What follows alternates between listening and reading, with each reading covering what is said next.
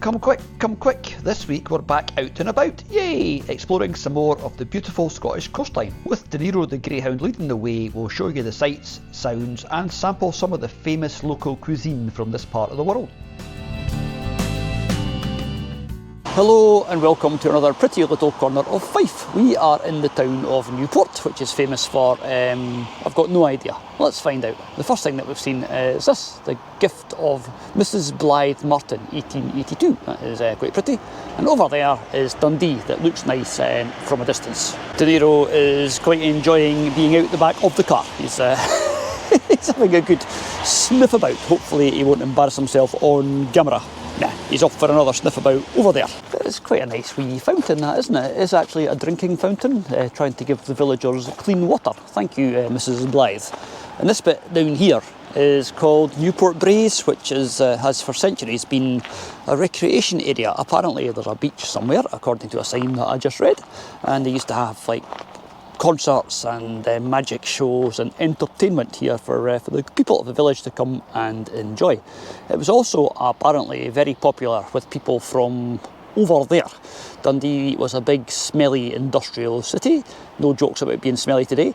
Dundee was a big smelly industrial city and the people of Dundee would escape and come and sit over here where it was probably a little bit fresher if the wind was not blowing from Dundee. De Niro is very much leading the way in spite of having absolutely no idea where we are, where we're going.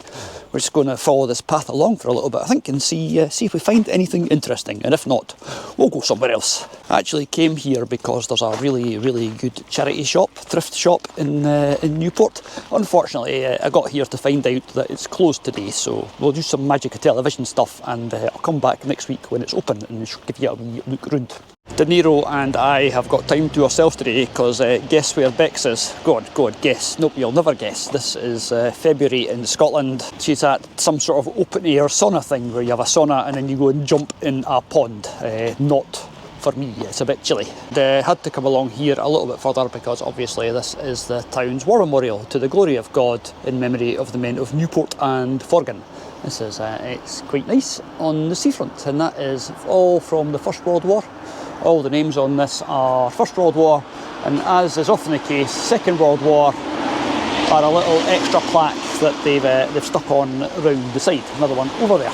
That bridge over there is the Tay railway bridge that was built to replace one that rather famously fell into the sea. I don't know if you can see from here, but you can still see some of the pillars from the older bridge. It was the Tay Bridge disaster, as it is known, for obvious reasons. Trains falling into the sea could really not be called anything other than a disaster. That's a pretty cool wee thing over there. No idea what it is. A wee building of some sort, obviously.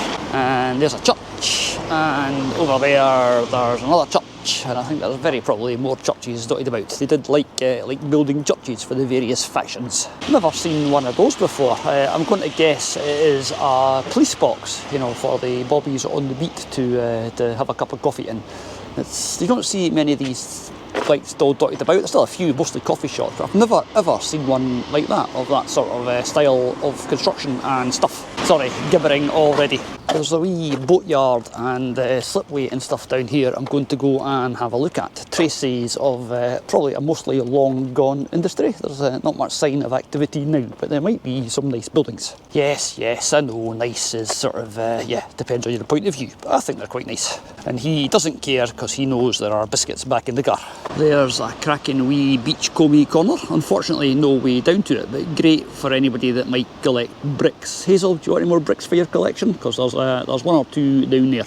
And that's a cool old building as well. I was going to say the roof looks not bad. Roof looks not bad at this end. It's got a dirty great hole in the middle. And reading from another sign back there, this used to be where the Tay ferries went from to take you from this side of the Tay, obviously, over to Dundee, which explains the rather nice buildings you've got here. That would have been lots of money. And then they built a bridge and ruined the profitability of the ferry industry.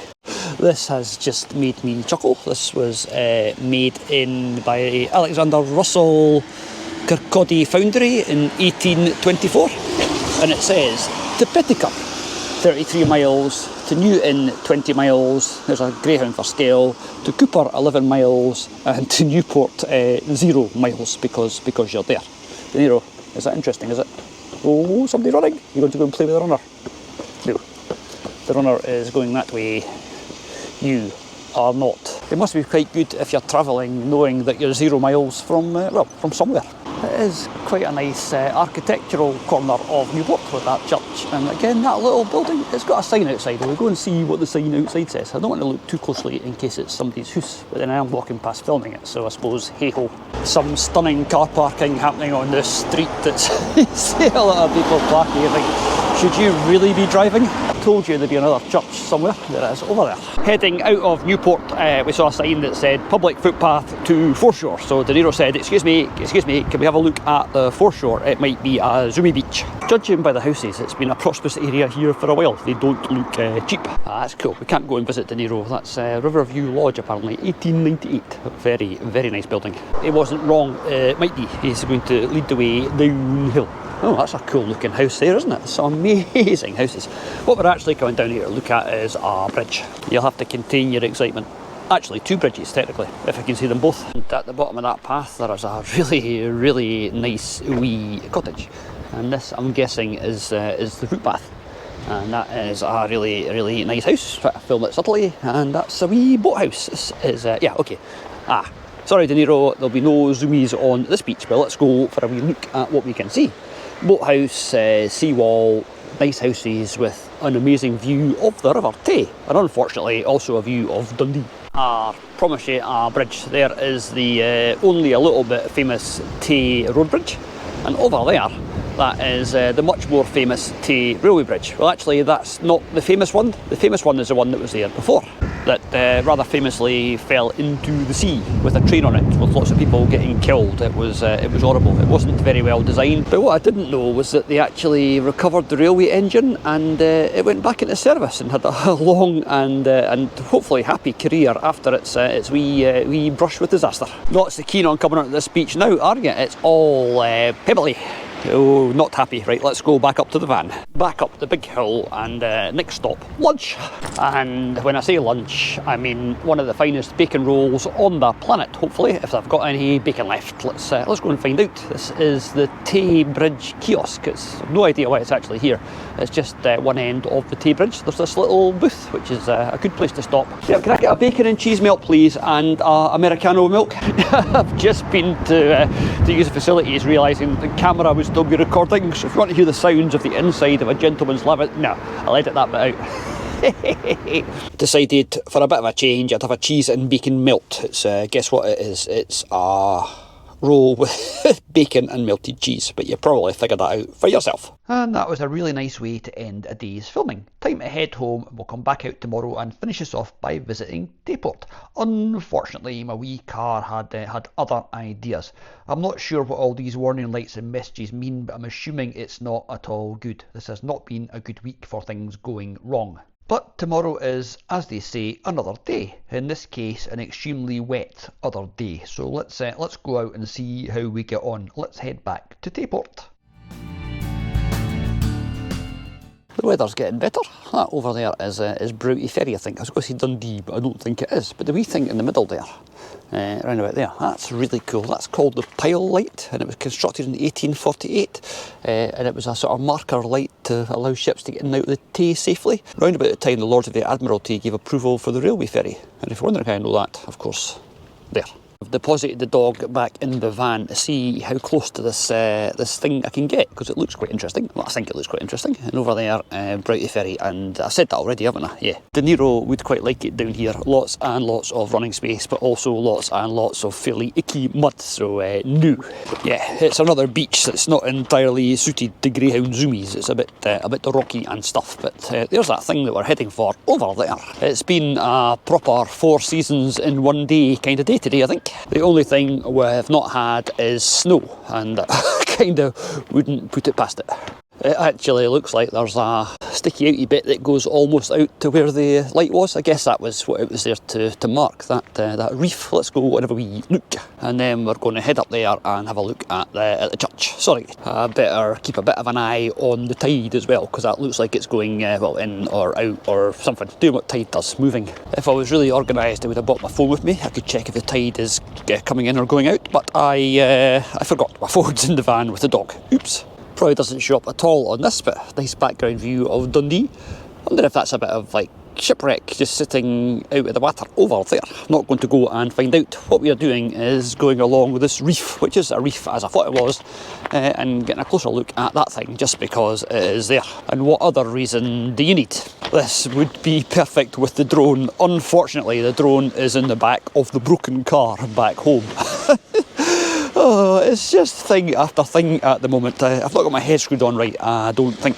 But there you are, a much closer view of the lighthouse with Broughty Ferry Beach in the background. We'll take you to Broughty Ferry one day. It's a really, really nice wee place. Bex likes it quite a lot. It's got a lovely castle that you can sort of see just there-ish. Or maybe not, but it's there, trust me. I wonder why it's called Tayport and it's called Ferryport on Craig. If I had my phone, I could have googled that and I could have told you, but I don't, so I can't, so I didn't. That is a really nice view. I should have brought the drone. I will come back with the drone. Won't make it into this week's episode, but might be appended to a later one, possibly, to pad it out a little bit. Quietly professional, as always. I have found out that my supposedly waterproof boots aren't. There are some amazing houses along here. One day, I'm going to live in a house by the seaside, possibly when I sell my wee house in the hills. That was going to be the subject of this week's episode, actually. But unfortunately, guess what? It was pouring with rain, and I noticed that some of the kitchen ceiling has started to come down, so I picked that scab, and the kitchen ceiling is now lying on the kitchen floor. Oops. This path is starting to look a bit less like a path, and there's a gate at the end of it, so I'm hoping I can get out, or it'll be a long walk all the way back round again.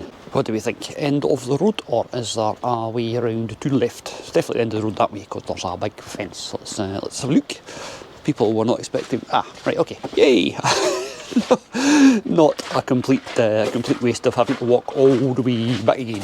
How cool is that? This is Tayport Harbour. Not sure if I'm allowed in this bit or not. This is a Tayport Boating Club, so I'm guessing probably not. I know it's a boating club because it's written on the caravan behind me.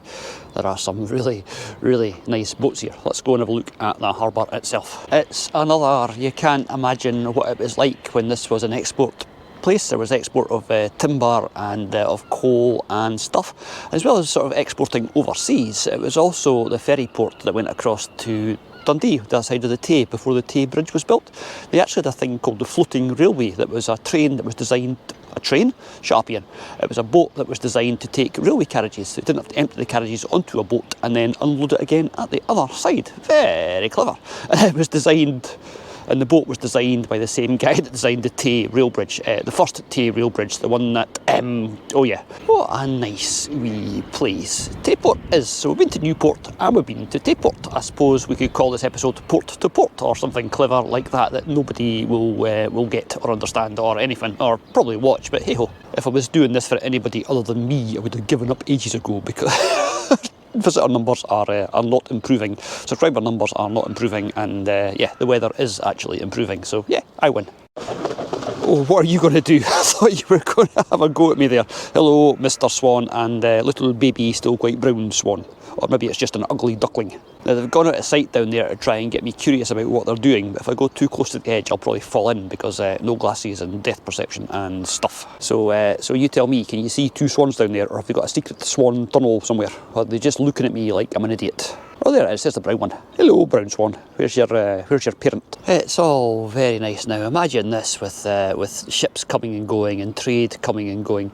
Dundee was a major trade centre, and I guess by extension Tayport and Newport, with their wee harbours, would have been the same, owned by different people, different lordships making their money from things coming and probably going. That little harbour bit that I was walking out earlier that I thought I might not have been allowed into, there's people who just walked out to the very end. So what do you say we go out there? I think you already know the answer to that one, and it's an excuse for a closer look at some of these amazing boats. I do like a boat. I've just noticed something over there that's really cool, and it's not the pigeon, if you can see it noosting in the rock there. Look at that. When they've built that little staircase, it's actually built into the wall with a sort of roof on it. That's really smart. That seems like unnecessary amounts of extra work. And these swans are following me, maybe in the expectation of bread. They're like greyhounds, except greyhounds it'd be biscuits. Don't have any biscuits. Not very good at giving out biscuits. Just ask the greyhound. That's not true. That dog gets more biscuits than anything else ever in the history of biscuits. So that is the ouzel from Granton, and that is that's a bit of a spaceship with a seagull sitting on top of it, and that is the, well, I can't read, something. This is really nice. I do like ships and boats and stuff, hence the desire to live beside the seaside. That little house that I sort of alluded to and you've seen little snippets of is actually as far from the sea as it's possible to get in Scotland. There is the Canatrus and the Skedaddle, there's a nice word. That's a cracked paradise seeker. And yes, you get the idea. I'm just reading boat names now just for... Oh, who remembers our yellow van? Look, it's Mabel. Oh, Mabel's for sale. You probably can't hear it, but the wind whistling through all this rigging is quite ethereal. It's got a sort of banshee sort of whine thing going on, which is also quite interesting and a bit scary at night, I would guess. Helen of Lytham is a long way from home. Lytham is down in England, just south of Blackpool. If you've paid attention to some of our older episodes, we've actually been there, so you've seen it. Oh, how do I wish I could have seen this place when it was at its peak. I was born at the wrong time, I think. Mind you, if I was born back then, I don't know what I would be. Probably, I don't know, a vagrant on the street somewhere, or a coal miner, or something equally unpleasant. It's funny, everybody thinks if I could go back and have my time back then, I would be great because I'd be a great engineer or a brilliant mathematician or something, but I'm not really any of those things today. And when it comes to actually being an engineer, I couldn't design a bridge. Just because I'm living 200 years on from the people that did all this stuff doesn't mean I'd be any better at it. Quite a lot worse, I would imagine. Time for a slow panorama. There's the lighthouse, and there is Broughty Ferry, and there's the castle, and are you keeping notes? Over there is Dundee, where we've also been on a Lemmings episode. The Lemmings connection is explained if you actually watch it. Oh, there's a bell on a pole over there. Let's go and look at the bell, but we'll not take the shortcut, because the shortcut is a bit damp. Who gets that reference then? Fiddler's 3. I'll give you a clue. It's from a nursery rhyme. I can't remember the details. Something about some sort of stroppy king, I think, who called for his pipe and he called for his drum and he called for his Fiddler's 3. I don't know why they've done that like that, but it is pretty cool. It's actually built into the harbour wall with the stairs down and a little loading platform. Really nice. And coming across here, I almost tripped over some chain that might be very old or might not. There's a couple of big anchors. Be careful how you say that, Ian. And there's some chain that I tripped over. I'm sure it's just an optical illusion, but from down here you can't escape the feeling that church tower is not straight. It looks a bit squint. I'm sure it is just an optical illusion. This, I'm guessing, is the sort of historic fishing core of the village. Lots of really, really nice wee cottages. What a pretty little place Tayport is. I'm quite enjoying it. You probably noticed. Really, really nice. There's a blue and white house there, and a white and blue fronted house there. Very pretty. Spring has sprung. It's Bexy's favourite flowers, although it doesn't feel very spring-like at the moment. But I suppose the weather has got to start improving at some point. You'd hope. Actually, from this side, it doesn't look very straight either. I wonder if it is actually leading off to the right as you look at it. So that's through the excitement of Tayport and out the other side. We have now stopped because I passed something I thought was worth a wee look. It's the old kirk, or the old church, established 1607, rebuilt 1794, and it's owned by a charitable trust. So let's go for a wee... oh look, there's a graveyard. Who knew that was there? Well, apart from me when I saw it on Google Maps. And it stopped raining and De Niro has dried out a bit. Burials here go back to 1613, a guy called John Barry, and there's various other old ones, 1617, 1757 and 1819 from the wreck of the steamboat Forfarshire. And if you're wondering how I know that, I am reading it on that sign, which also tells us about the dead house, north side of the church. We've just been down there, it didn't see anything, must not actually be a house. So that's the church, and that is the north side of it, I think, looking towards Dundee. So yeah, that gable end there might be what's left of the dead house, or that might be it down there, actually. Dead houses or mort houses are where they put bodies until they were too squidgy to be of any use to the grave robbers. And apparently here, this is also where the bodies of people who weren't known were put, so they could be identified. Lots of shipwrecks, lots of bodies washing up afterwards, I guess. It's a nice wee setting. I wonder how much it has changed round about since 16 whatever. That school obviously wasn't there. A little bit looks like sort of 1800s-ish though, no idea. Let's have oh look. Erected by James and William, shipmasters in memory of the mother Euphemia. Yeah, there's our first Euphemia of the day. And also, annoyingly, That bit at the bottom is not level. The stonemason has been a little bit hungover when he did that, perchance.